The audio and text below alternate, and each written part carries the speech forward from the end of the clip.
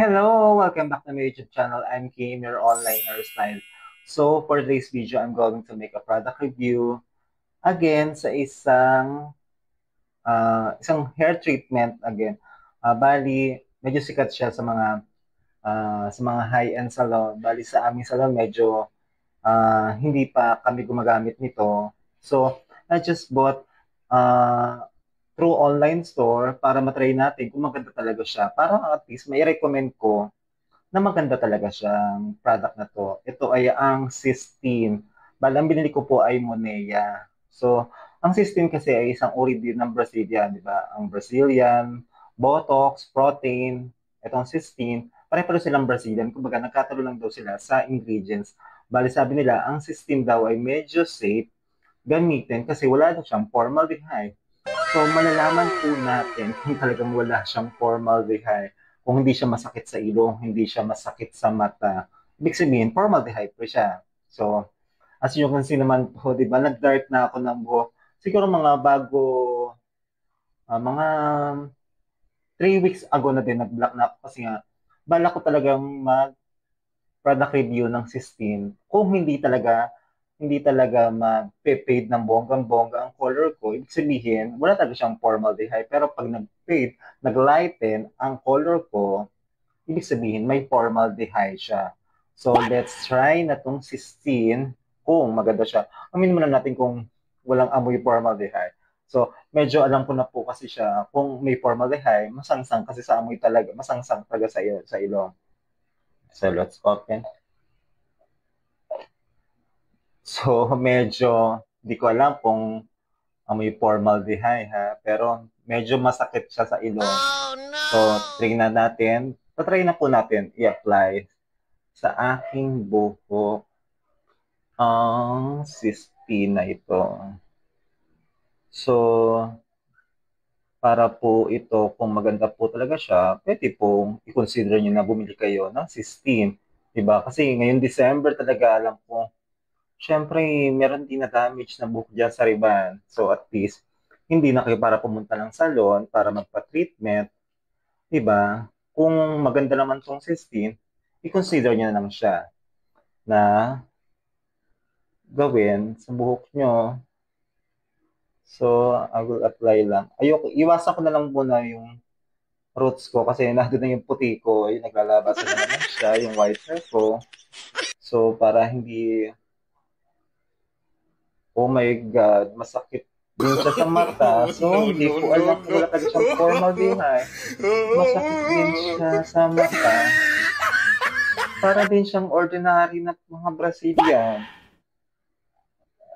na masakit din sa mata.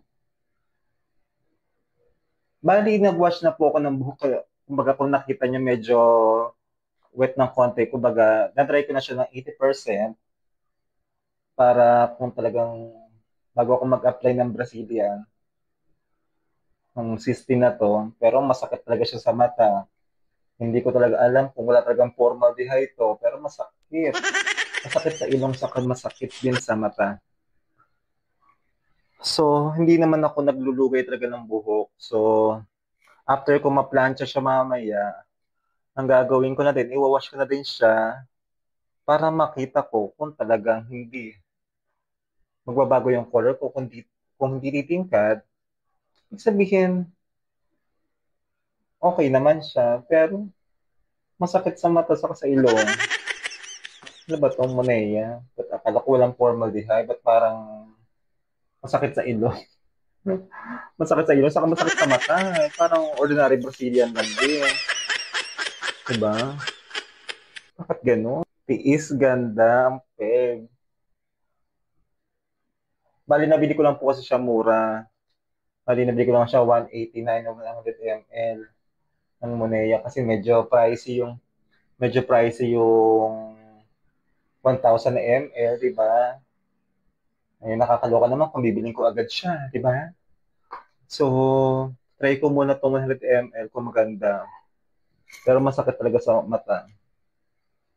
Lalo siguro pag pinalansya ko na to, di ba? So, I will leave only for siguro mga 1 hour. Titignan natin tapos saka ko pa-planchahin kung maganda ba talaga siya. Kung hindi mag-fade, ibig sabihin, hindi mag-fade yung dark color ko, ibig sabihin, maganda siya sa mga may white hair at least. Kasi sa ano sa ibang salon, di ba, pag ikaw ay nag-Brazilian tapos may white hair ka, nabaw kahit nag-color ka, tapos nag-white daw, parang naging visible pa rin yung puti nila. Kasi ganun talaga ang epekto talaga ng Brazilian, na kapag ikaw ay nag-Brasilia, matik na talaga na ma-wash out ni Brazilian yung color mo. Bali minsan ilalabas talaga ni ni Brazilian yung recent mo color mo, yung previous color mo. So titingnan po natin kung tong si Sistine ay hindi niya i-wash out yung color ko. Kung maglalighten ng color ko, o edi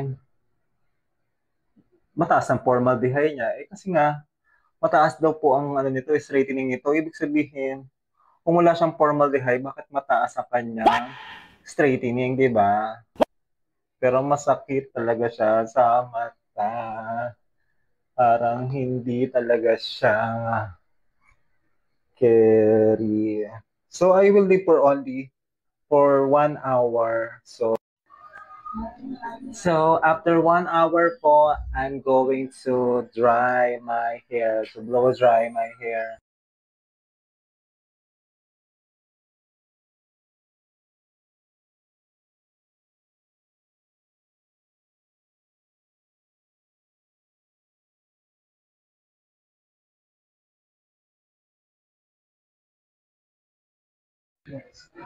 So after ko na po siyang ma-plancha, ito na po yung result niya. Bali maganit po siya. Bali yung aking ends, bali hindi nagbago yung texture niya. Oh, no! At para pa rin, kasi nga nasunog po to last product review ko sa hair straightening na August. So nasunog po yung dulo niya. So hindi po siya, parang hindi siya na-revive talaga. Saka maganit po siya after na na-plancha. Sorry Monea ha, sorry. Kasi hindi talaga ako na-satisfied after nung ma-flat iron ko siya. Kasi yung iba namang Brazilian talaga, di ba? Pag na-plancha mo, hindi siya ganun kaganit. Eh, pumalagkit pa rin siya. So, I'm going to wash na kung magbabago ang texture niya. So, let's see. Saka, mukhang mataas po ang formaldehyde talaga ni Monea na Sistine kasi naglighten ng konti na yung buhok ko. Saka, ang sakit talaga niya sa mata. Promise. Habang nakababad talaga, feeling ko sobrang yung mga ordinary na Brazilian sakit sa mata. Saka ang sakit niya sa ilong. So, hindi ako ma-convince na talagang wala siyang formaldehyde. Sorry, Monea talaga. Sa aking honest review. So, I'm going to wash na my hair kung magbabago talaga ang texture ng buhok ko. I'll be back. So, this is the final result of my hair. Na-wash ko na po siya. Actually, malambot naman siya na na-wash ko na siya. Saka, yung akala ko kanina nung na-plancha ko siya, hindi ah, hindi babalik sa dati yung aking dulo ng buhok na nasunog. So, nung nabalawan ko siya, medyo bumalik naman na siya. Nawala na yung frizzy. Saka, lumambot naman yung buhok ko. Actually, hindi ko naman hinahangad na may straight talaga yung buhok ko. Gusto ko lang talaga siya mabuhay kasi hindi man ako naglulugay talaga ng buhok. Kaya, okay lang sa akin ang ganito. So, may final review for the Monea 16. Maganda siguro siya kung after 3 days. Kung hinahangad mo naman talaga na may straight ang buhok mo, so consider na 3 days kang magbasa ng buhok, magwash. So, kung hindi mo naman bet na mag 3 days, after wash, pwede naman, pero hindi mo ma-achieve talaga yung straightening niya, pero malambot naman siya, nabuhay naman yung buhok ko. Sa lambot naman niya, okay naman. So that was my honest review for Monea 16. So thank you for watching. That was only my product review. Bye-bye. See you for my next video. Thank you.